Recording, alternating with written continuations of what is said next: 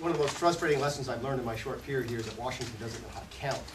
If we tried to do in the private sector what we do here as far as accounting methods, we'd probably be in jail, or I suppose running MF Global. The smoke and mirrors, budget gimmicks, and sometimes outright manipulations have allowed us to arrive at a place where our spending and debt levels literally are unsustainable. One of the most troublesome gimmicks that we use is the 10-year budget window. By focusing on revenues and expenditures only within that short period of time, for example, previous Congresses, by front-loading new revenues and back-loading future expenditures on Obamacare, were able to make it look like that bill actually lowered the deficit.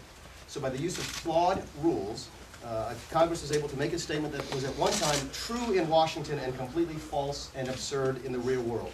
The BOLT Act, by myself, Mr. Ryan, Mr. Hensling, Mr. Rokita, Mr. Stutzman, is our effort to require Congress to balance our long-term obligations. It will require, amongst other things, budgets offered by both Congress and the President must look outside the 10-year window. It required that the CBO take into consideration effects outside the 10-year window on all legislation, and it required the CBO put our unfunded liabilities front and center so that we're forced to deal with them. And with hard spending limits, sequestrations, and other rules that will force Congress in the future to face those issues square on.